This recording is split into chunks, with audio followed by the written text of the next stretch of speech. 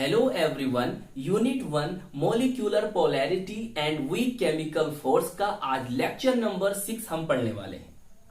Last video में हमने Fajans rule को समझा था और उससे लास्ट वीडियो में हमने सीखा था पोलराइजिंग पावर एंड पोलराइजिबिलिटी को। तो आज की वीडियो भी इन ही लेक्चर्स का पार्ट है। अगर आपने अभी तक इन दोनों वीडियोस को नहीं देखा है तो आप पहले इन दोनों वीडियोस को देख लें ताकि आपको आज का लेक्चर अच्छी तरह से समझ में आए। इन दोनों वीडियोस की लिंक जो है डिस्क्रिप्शन में दे रखी है और आई बटन में भी आ रही होंगी, तो वहां से आप इन दोनों वीडियोस को देख सकते हैं ताकि आपको आज का लेक्चर अच्छी तरह से समझ में आ जाए। तो आज हम पढ़ने वाले हैं एप्लीकेशंस ऑफ फेजान रूल या कॉन्सिक्वेंसेस ऑफ पोलराइजेशन। इसका क्या मतलब होता है? तो मतलब आप इस तरह से समझिए कि देखिए, जो कैटायन है जिस पर चार्ज कैसा है, हाई है, और जिसका साइज कैसा है, छोटा है, तो उसकी पोलराइजिंग पावर कैसी होगी, ज्यादा होगी। अब वो कैटायन किसी एनायन के पास जाता है। किस एनायन के पास जाता है? जिसकी पोलराइजिबिलिटी ज्यादा है। अब किसकी पोलराइजिबिलिटी ज्यादा होगी? जिस एनायन का साइज कैसा होगा, बड़ा होगा, जिस पर चार्ज क्या होगा, ज्यादा होगा। तो ये कैटायन है और ये एनायन है। जब कैटायन और एनायन पास पास आते हैं तो कैटायन क्या करता है? कैटायन एनायन के इलेक्ट्रॉनिक क्लाउड को अपनी तरफ खींचता है, जिससे क्या होता है, एनायन पोलराइज्ड हो जाता है, एनायन का इलेक्ट्रॉनिक क्लाउड डिस्टॉर्टेड हो जाता है, एनायन का इलेक्ट्रॉनिक क्लाउड डिफॉर्म हो जाता है, जिससे दोनों कैटायन के बिटवीन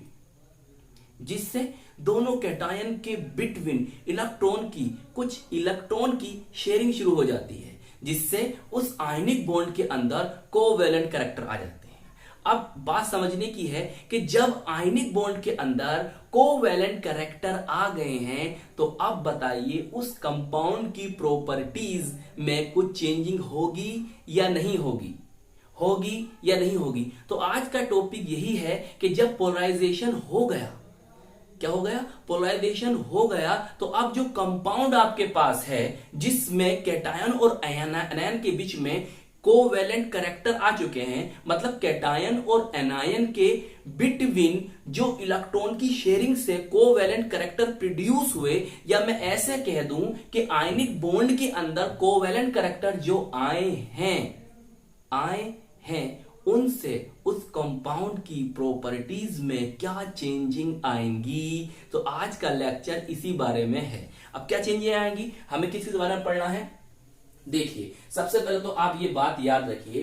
क्या बात याद रखिए? फैजान आपको क्या बताता है भाई? फैजान रूल बताता है हमें covalent character in ionic bond या आयनिक कंपाउंड्स। क्या केवल हमें यही बताता है कि covalent character in ionic bond या आयनिक कंपाउंड, क्या और नहीं बताता? अरे आज हम वही बातें तो पढ़ने वाले हैं कि जो हमें फैजान रूल से पता चलती हैं। क्या बातें पढ़ने वाले हैं, जरा बात यहां पर समझो। सीसी का मतलब क्या है? देखिए, कोवैलेंट कैरेक्टर है, तो कोवैलेंट कैरेक्टर क्या होंगे, ज्यादा होंगे। कब ज्यादा होंगे? जब कैटायन की पोलराइजिंग पावर ज्यादा होगी। अरे कोवैलेंट कैरेक्टर ज्यादा होंगे, कब ज्यादा होंगे? जब एनायन की पोलराइजिबिलिटी ज्यादा होगी। हमने लास्ट लेक्चर से ये तो समझ लिया है कि भाई पोलराइजिंग पावर ज्यादा कैसे होगी और किसकी होगी, और पोलराइजिबिलिटी ज्यादा कैसे होगी और किसकी होगी, ये हम लास्ट लेक्चर से समझ चुके हैं। तो आज के लेक्चर में हम क्या डिस्कस करने वाले हैं उसको देखिए। हम आज के लेक्चर में डिस्कस करेंगे कि नेचर ऑफ बॉन्ड, या हम ऐसे कहते हैं covalent character in ionic bond कैसे आए हैं, इनके बारे में जिक्र करेंगे विद एग्जांपल के साथ। हम जानेंगे कि भाई मेल्टिंग पॉइंट पर क्या इफेक्ट पड़ा है, हम जानेंगे सॉल्युबिलिटी के ऊपर क्या इफेक्ट पड़ा है, हम जानेंगे कलर में क्या चेंजिंग आई है, हम जानेंगे टीएस ऑफ एमसी। टीएस बोले तो thermal stability of metallic carbonates में क्या आपको चेंजिंग देखने के लिए मिलेगी, और हम लास्ट में सीखेंगे लैटिस एनर्जी में भी क्या चेंज हुआ कि जब आयनिक बॉन्ड के अंदर कोवैलेंट कैरेक्टर आ गए। तो आज का लेक्चर में ये हम सब कुछ जानने वाले हैं। तो चलिए फिर जल्दी से अपनी फेयर कॉपी निकालिए और पेन निकालिए, ब्लू एंड ब्लैक, और हमारे साथ फेयर बनाना स्टार्ट कीजिए। चलिए ब्लैक पेन उठाइए और लिखिए एप्लीकेशन ऑफ फैजान रूल्स, या लिखिए कंसिक्वेंसेस ऑफ पोलराइजेशन। सबसे पहले इस बात को समझ लीजिए और ब्लैक पेन से हेडिंग डालिए आयनिक पोटेंशियल और चार्ज डेंसिटी। देखिए क्या होती है, the polarising power of a cation depends on ionic potential. क्या सीखा आपने कि पोलराइजिंग पावर ऑफ कैटायन, किसी कैटायन की पोलराइजिंग पावर डिपेंड्स करती है, निर्भर करती है किस पर, आयनिक पोटेंशियल पर, which is expressed as phi, जिसको हम एक्सप्रेस करते हैं फाई से। आयनिक पोटेंशियल इक्वल टू क्या होता है, charge on cation upon radius of cation. और सिंबल के रूप में अगर आप इसको डिनोट करना चाहें तो लिखेंगे Z अपॉन R, या कहीं आपको मिल सकता है Z plus upon R plus. Clear, चलिए इतना नोट कीजिए। देखिए आयनिक पोटेंशियल प्रोपोर्शनल होता है किसके, पोलराइजिंग पावर ऑफ कैटायन के। इसका मतलब क्या हुआ, इसका मतलब यही हुआ कि आयनिक पोटेंशियल अगर इंक्रीज होगा, आयनिक पोटेंशियल बढ़ेगा तो कैटायन की पोलराइजिंग पावर भी इंक्रीज होगी, कैटायन की पोलराइजिंग पावर भी बढ़ेगी। आगे सुनिए, देखिए ionic potential is also a measure of the polarising power of a cation. Clear, देखिए नीचे लिखा है if two elements have the same ionic potential. क्या मतलब हुआ कि अगर दो एलिमेंट सेम आयनिक पोटेंशियल रखते हैं, देयर केमिकल प्रॉपर्टीज, तो उनकी chemical properties are also similar, तो उनकी केमिकल प्रॉपर्टीज भी समान होती हैं। चलिए ब्लैक पेन उठाइए, हेडिंग नंबर 1 लिखिए covalent character in ionic bond, या लिख सकते हो नेचर ऑफ बॉन्ड, ये हेडिंग भी बना सकते हो। देखिए अब लिखिए ब्लू पेन से, higher will be the value of ionic potential of cation, किसी कैटायन की आयनिक पोटेंशियल हायर होगी तो क्या होगा, there polarising power will also be more, तो उस कैटायन की पोलराइजिंग पावर भी कैसी होगी, मोर होगी, मतलब ज़्यादा होगी। फिर आगे देखिए, पोलराइजिंग पावर इंक्रीजेस, मतलब पोलराइजिंग पावर बढ़ती है फ्रॉम लेफ्ट टू राइट, मतलब लेफ्ट टू राइट जाने पर, कहाँ जाने पर भाई, इन प्रोडक्ट, अगर हम पीरियोडिक टेबल में लेफ्ट टू राइट जा रहे हैं तो क्या हो रहा है, क्या हो रहा है भाई, क्या हो रहा है, पोलराइजिंग पावर इंक्रीज हो रही है। कब इंक्रीज हो रही है, कि जब हम प्रोडक्ट टेबल में लेफ्ट टू राइट जा रहे हैं। आगे सुनो, आगे क्या कहता है, आगे कहता है एंड डिक्रीजेस, और घटते हैं फ्रॉम टॉप टू बॉटम, ऊपर से नीचे जाने पर, इन ए ग्रुप, किसी ग्रुप में, इन ए प्रोडक्ट टेबल, प्रोडक्ट टेबल के अंदर। हमने क्या जाना कि जब हम प्रोडक्ट टेबल में लेफ्ट टू राइट जा रहे हैं इन ए पीरियड, किसी पीरियड में, तो पोलराइजिंग पावर इंक्रीज हो रही है। लेकिन जब हम किसी ग्रुप में अप टू डाउन जा रहे हैं, टॉप टू बॉटम जा रहे हैं, तो पोलराइजिंग पावर क्या हो रही है, डिक्रीजेस, मतलब घट रही है। चलिए अब एग्जांपल देखिए, यहाँ पर ना ये ए काट देना, ये लिख दो ना इन द प्रोडक्ट टेबल। अब देखिए आप एग्जाम्पल को, और आपको ग्रुप के भी मिलेंगे और पीरियड के भी मिलेंगे, जरा ध्यान समझो। देखिए पहले ये देखो, ये क्या लिखा मैंने, डिक्रीजिंग कोवैलेंट कैरेक्टर, आपको एरो दिखाई दे रहा है, ये एरो जा रहा है, देखो पहले समझ लो बात को, सही है। अच्छा देखो नीचे क्या लिख रहा है, इंक्रीजिंग आयनिक कैरेक्टर, और देखो एरो को जा रहा है ये, अगर हम इधर को जा रहे हैं, मतलब लेफ्ट टू राइट जा रहे हैं, तो ऊपर मैंने लिखा है डिक्रीजिंग कोवैलेंट कैरेक्टर, नीचे क्या लिखा है, इंक्रीजिंग आयनिक कैरेक्टर। बताइए इस बात को समझ में आ गया, एरो समझ में आ गया। तो चलिए समझिए आप, देखिए ये है आप ग्रुप के अंदर, आप कौन से ग्रुप के अंदर है भाई, आप हैं फर्स्ट ए ग्रुप के अंदर। क्लियर, अब फर्स्ट ए ग्रुप में आप क्या कर रहे हो, आप अप टू डाउन जा रहे हो, मतलब टॉप टू बॉटम जा रहे हो, मतलब ऊपर से नीचे जा रहे हो। जब आप ऊपर से नीचे जाओगे तो सर आप क्या देख रहे हो, आप देख रहे हो डिक्रीजिस कोवैलेंट कैरेक्टर, मतलब कोवैलेंट कैरेक्टर घट रहे हैं। और फिर क्या हो रहा है, इंक्रीजिस आयनिक कैरेक्टर, तो आयनिक कैरेक्टर बढ़ रहे हैं। आपने क्या जाना कि जब हम ग्रुप में ऊपर से नीचे जा रहे हैं तो क्या हो रहा है, ऊपर से नीचे जाने पर आयनिक करैक्टर बढ़ रहे हैं और कोवेलेंट करैक्टर घट रहे हैं। अरे हमने आपको यही तो बताया था कि जब आप ऊपर से नीचे जाओगे ग्रुप के अंदर तो पोलराइजिंग पावर क्या होगी, डिक्रीज होगी। अरे भैया जब पोलराइजिंग पावर घटेगी तो फिर कोवेलेंट करैक्टर भी तो घटेंगे। अरे हमें चाहिए क्या, हमें चाहिए पोलराइजिंग पावर की वैल्यू हाई हो। अगर पोलराइजिंग पावर की वैल्यू हाई होगी जब भी तो कोवेलेंट करैक्टर ज़्यादा होंगे। तो अब ज़रा देखो एग्जाम्पल को, देखो ज़रा। तो ये है आपका लिथियम क्लोराइड, ये है आपका क्या सोडियम क्लोराइड, ये आपका पोटेशियम क्लोराइड, ये रुबिडियम क्लोराइड, ये सीजियम क्लोराइड। तो यहाँ से क्या मिल रहा है सीखने, यहाँ से सर ये मिल रहा है कि सीजियम क्लोराइड में आयनिक करैक्टर सबसे ज़्यादा और लिथियम क्लोराइड के अंदर कोवेलेंट करैक्टर सबसे ज़्यादा होंगे और लिथियम क्लोराइड में आयनिक करैक्टर कम होंगे। क्लियर, बताइए समझ में आ गया एग्जाम्पल। बिल्कुल, आगे चलें।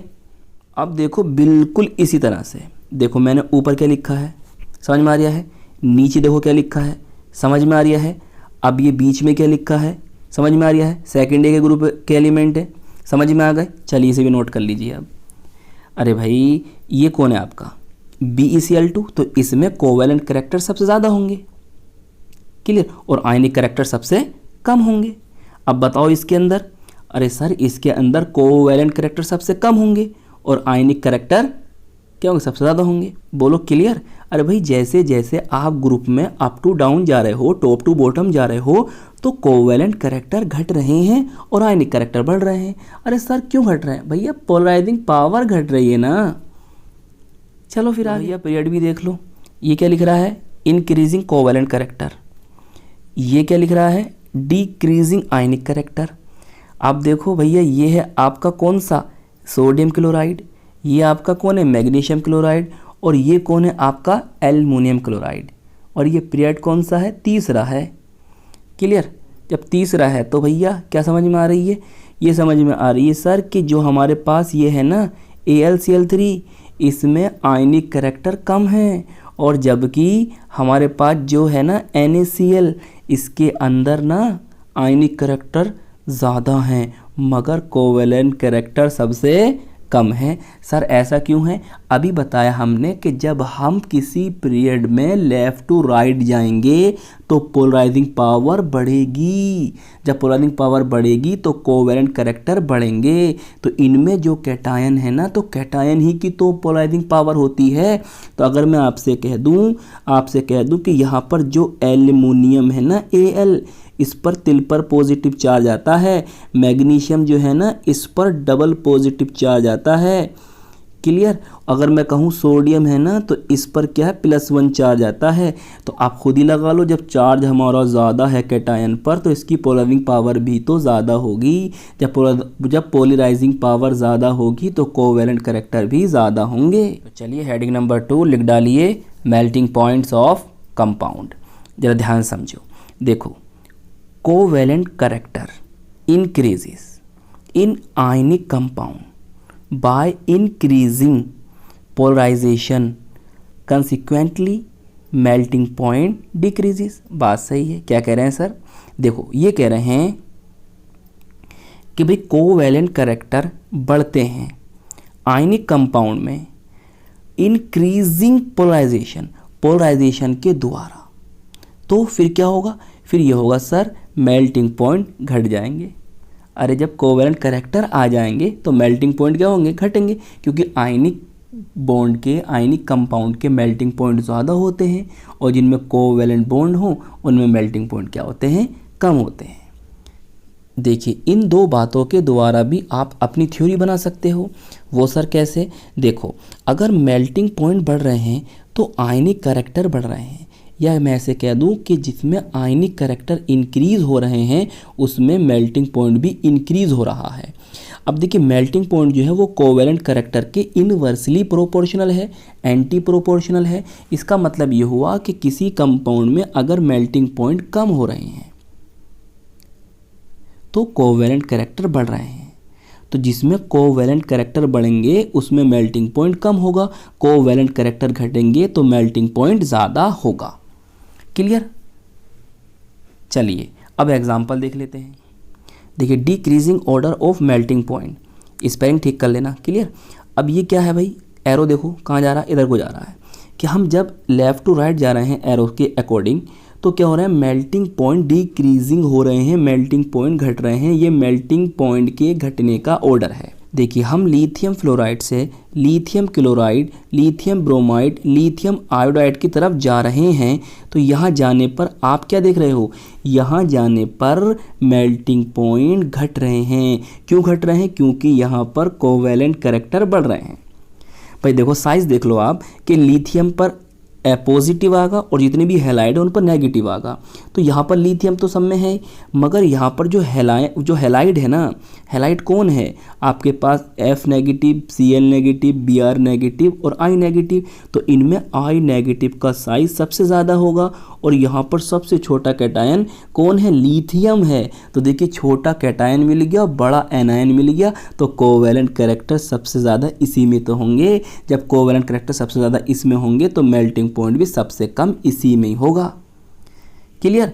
अब देखो इसी तरह से ये वाला एग्जाम्पल उतारो, इसी तरह से सर आप ये वाला एग्जाम्पल भी लिखिए, इसी तरह से आप ये वाला एग्जाम्पल भी लिख लीजिए। चलिए आगे चलें। अब देखिए हेडिंग नंबर 3 डालिए, लिखिए सोल्यूबिलिटी। ब्लू पेन उठाइए, लिखना स्टार्ट कीजिए। Solubility decreases with increases covalent character. क्या कहा कि भाई कोवैलेंट कैरेक्टर अगर बढ़ रहे हैं सोल्यूबिलिटी घटेगी। कहाँ घटेगी? In polar solvent, polar solvent में घटेगी। वेरियस जबकि क्या, सोल्यूबिलिटी इंक्रीजेस, सोल्यूबिलिटी बढ़ेगी विथ इंक्रीजिंग कोवैलेंट कैरेक्टर। अगर कोवैलेंट कैरेक्टर बढ़ रहे हैं सोल्यूबिलिटी बढ़ेगी। कहाँ बढ़ेगी भाई? Covalent character in non polar solvent, या कह दो ऑर्गेनिक सोलवेंट। क्या जाना? ये जाना सर कि देखिए सोल्यूबिलिटी जो होती है वो घट रही है। कब घट रही है? जब कोवैलेंट कैरेक्टर बढ़ रहे हैं। कोवैलेंट कैरेक्टर बढ़ रहा है, कहाँ घट रही है? पोलर सोलवेंट में। तो पोलर सोलवेंट में कोवैलेंट कंपाउंड जो होते हैं वो क्या होते हैं? इनसोल्युबल होते हैं। जबकि सोल्यूबिलिटी बढ़ रही है जब कोवैलेंट कैरेक्टर बढ़ रहे हैं। कहाँ बढ़ रही है? नॉन पोलर सोलवेंट में, मतलब ऑर्गेनिक सोलवेंट में। चलिए अब देखिए ब्लैक पेन से लिखेंगे आप, covalent character proportional to solubility. कब आपके पास क्या होना चाहिए? ऑर्गेनिक सोलवेंट होना चाहिए। क्या सोलवेंट? Organic solvent. देखिए कोवैलेंट कैरेक्टर इनवर्सली प्रोपोर्शनल किसके? सोल्यूबिलिटी के। और सोलवेंट कैसा होना चाहिए था? पोलर। तो मतलब अगर सोलवेंट आपके पास जो है वो नॉन पोलर है या ऑर्गेनिक सोलवेंट है तो सोल्यूबिलिटी जो होगी वो बढ़ेगी कोवैलेंट कैरेक्टर बढ़ने के साथ। अगर आपके पास क्या है, कोवैलेंट कैरेक्टर आए तो सोल्यूबिलिटी घटेगी। कहाँ घटेगी? अगर आपके पास पोलर सोलवेंट है लाइक H2O। क्लियर? चलिए उतारिए, एग्जाम्पल देखते हैं। चलिए देखिए क्या लिखा है, देखो पहले मैंने समझो। Solubility increases in water. अब देखो मैंने यहाँ क्या लिखा, solubility decreases in organic solvent. Arrow समझ में आ रहा है? बिल्कुल। देखो अगर आप ऐसे जा रहे हो तो वाटर में, वाटर कौन है? पोलर सोलवेंट है, सोल्यूबिलिटी इंक्रीज हो रही है, मतलब आयनिक कैरेक्टर बढ़ रहे हैं। अब देखिए अगर आप ऐसे जा रहे हो, क्लियर, ऊपर भी ऐसे गए हो, ऊपर गए हो तो आपने क्या देखा? सोल्यूबिलिटी इंक्रीज हो रही है वाटर के अंदर, पोलर सोलवेंट के अंदर। तो क्यों हुई? क्योंकि आयनिक कैरेक्टर बढ़ रहे थे। तो मगर अब आप ऐसे जाओगे और आपके पास सोलवेंट क्या है? ऑर्गेनिक सोलवेंट है, तो सोल्यूबिलिटी डिक्रीजेज होगी। मैं आपसे कह दूं कि इसमें लिथियम क्लोराइड के अंदर कोवैलेंट कैरेक्टर ज़्यादा होंगे तो इसकी सोल्यूबिलिटी ऑर्गेनिक सोलवेंट में होगी क्योंकि इसके अंदर कोवैलेंट कैरेक्टर हैं। तो सिमिलरली इस तरह से लिखें और इस एग्जाम्पल को उतार दें। मगर एक बात का आपको ध्यान रखना है, सरकाय का ध्यान रखना है। देखिए इस तरह से आप एरो बनाएंगे, क्लियर, ऊपर भी इस तरह से एरो बनाएंगे। अब इस वाले एरो के ऊपर क्या लिखोगे, ध्यान समझो। देखिए अगर आप सिल्वर फ्लोराइड फिर AgCl सिल्वर क्लोराइड फिर AgBr सिल्वर ब्रोमाइड फिर AgI सिल्वर आयोडाइड की तरफ जा रहे हो, क्लियर। मतलब आप इस तरह से इस तरह से इस तरह से इस तरह से होते हुए Ag तक पहुंच रहे हो, तो इधर को जाने पर यहाँ पर कोवैलेंट कैरेक्टर बढ़ रहे हैं। तो जब कोवैलेंट कैरेक्टर बढ़ रहे हैं तो आप नीचे लिखेंगे solubility increases in organic solvent लिख देंगे, और ऊपर लिख देंगे solubility decreases in water, clear. इतना काम आप खुद से कर देंगे। चलिए आगे चलिए। अब हम पहुंच चुके हैं हेडिंग नंबर 4 पर। लिखिए जल्दी ब्लैक पेन से कलर। लिख लिया? अब सुनो ध्यान से। High value of polarisation is responsible for development of the colour in inorganic compound. हमने क्या पढ़ा? हमने पढ़ा भाई अगर पोलराइजेशन की वैल्यू हाई है तो वो जिम्मेदार है क्या करने के लिए? कलर को विकसित करने के लिए। किसमें? देखिए आप इधर को जा रहे हो, जब इधर को जा रहे हो लिख देना इस तरह से, क्या हो रहा है? Increasing of covalent character. जब इधर को आप जा रहे हो AgCl फिर आप पहुँचे AgBr फिर आप पहुँचे AgI, तो यहाँ इधर से इधर जाने पर आप क्या देख रहे हो? आयनिक कैरेक्टर तो डिक्रीजेज हो रहे हैं मगर कोवैलेंट कैरेक्टर बढ़ रहे हैं। जब कोवैलेंट कैरेक्टर बढ़ रहे हैं तो हमने आपको यही तो समझाया, क्या होगा भैया? कलर बनेंगे। कलर हैं, अगर हल्के हैं तो वो डीप होते चले जाएंगे, वो डार्क होते चले जाएंगे। देखो ये वाइट है, देखो ये हल्का क्या है? पीला है, और ये देखो डीप येलो है या डार्क येलो है, गहरा पीला है। चलिए लिखिए जल्दी से इसको। अब 5वीं हेडिंग लिखेंगे, ब्लैक पेन उठाएंगे और लिख डालेंगे इसको। क्या? Thermal stability of metal carbonate. वो ध्यान समझो, on increasing covalent character metal carbonates are easily decomposed. कह रहे हैं कि भाई अगर कोवैलेंट कैरेक्टर इंक्रीज हो रहे हैं या इंक्रीज होने पर कोवैलेंट कैरेक्टर, तो मेटल कार्बोनेट आसानी से डिकम्पोज्ड हो जाते हैं, आसानी से विघटित हो जाते हैं, आसानी से अपघटित हो जाते हैं, आसानी से टूट जाते हैं। तो बस इस बात को आप याद रखो। क्या बात है सर ये? देखिए thermal stability of metal carbonate proportional to ionic character. इसका मतलब ये हुआ कि आयनिक कैरेक्टर अगर इंक्रीज होंगे, आयनिक कैरेक्टर अगर बढ़ेंगे तो मेटल की थर्मल स्टेबिलिटी बढ़ेगी, और अगर कोवैलेंट कैरेक्टर इंक्रीज होंगे तो कार्बोनेट की थर्मल स्टेबिलिटी डिक्रीजेस होगी, घटेगी। मतलब वो आसानी से डिकम्पोज्ड हो जाएंगे। चलिए एग्जाम्पल देखते हैं। अब देखो ये एरो आपको समझ में आ रहा है नहीं आ रहा है? ये क्या लिख रहा है? इसका मतलब ये है कि आप इधर को अगर जाओगे, मतलब लिथियम कार्बोनेट से सीजियम कार्बोनेट की तरफ जाओगे, तो यहाँ पर थर्मल स्टेबिलिटी इंक्रीज होगी, मतलब बढ़ेगी। तो इसका मतलब यही है कि भैया आयनिक कैरेक्टर बढ़ेंगे इधर जाने पर। तो बस उतार दो इसको। यहाँ पर जो लिथियम कार्बोनेट होगा वो डिकम्पोज हो जाएगा, आप जानती हैं। इसी तरह से आप ये वाला एग्जाम्पल भी उतार दें। क्लियर? इधर जब आप इधर को जा रहे हैं तो क्या हो रहा है? आयनिक कैरेक्टर इंक्रीज हो रहे हैं, तो thermal stability of carbonic compound क्या हो रही है? बढ़ रही है। तो लास्ट हेडिंग बची है आपकी नंबर 6, जिसे हम कह रहे हैं lattice energy. Clear? Black pen से लिख दें। अब लैटिस एनर्जी क्या होती है, इस पर तो एक पूरा सेपरेट वीडियो आपको प्रोवाइड करेंगे। ये आपके सिलेबस में भी है और आपके एग्ज़ाम के लिए भी बहुत मोस्ट इम्पॉर्टेंट है, जब तक का आप करें वेट। अब ब्लू पेन से लिखें lattice energy decreases. Lattice energy क्या हो रही है? घटती है with increase covalent character. Covalent character बढ़ने के साथ साथ लैटिस एनर्जी क्या होती है? घटती है। इन एनी आयनिक, या हम आयनिक कंपाउंड को एक नाम से और जानते हैं, इलेक्ट्रोवैलेंट कंपाउंड।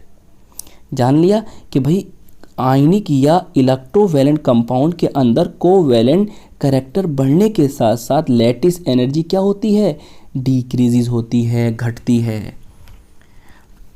तो देखिए अब ब्लैक पेन से लिखेंगे इस तरह से एरो बनाते हुए, decreasing order of lattice energy, मतलब लैटिस एनर्जी क्या हो रही है, घट रही है। तो इसका मतलब ये है कि आप जब इधर को जा रहे हैं तो कोवैलेंट कैरेक्टर बढ़ रहे हैं। क्लियर? बताओ तो सबसे कम लैटिस एनर्जी किसकी होगी, Li, मतलब लिथियम आयोडाइड की। क्यों होगी सर? अरे सबसे ज़्यादा इसके अंदर ही तो कोवैलेंट कैरेक्टर होंगे। क्लियर? तो आज की इस वीडियो में हमने क्या सीखा? आज की इस वीडियो में हमने एप्लीकेशन ऑफ फेजान रूल को जाना। या आपसे पूछ सकता है कंसिक्वेंसेस ऑफ पोलराइजेशन क्या होता है जब भी आप यही आंसर लिखेंगे। तो आई होप ये लेक्चर आपको अच्छी तरह से समझ में आ गया होगा और आप इसे नोट करते रहें, अपनी एक फेयर बना लें और खूब मेहनत से दिल लगाकर पढ़ाई करते रहें। अब जो हमारा नेक्स्ट लेक्चर होगा वो होगा हाइड्रोजन बॉन्डिंग के ऊपर। तो मिलते हैं आपको नेक्स्ट लेक्चर में हाइड्रोजन बॉन्डिंग के साथ। All the very best.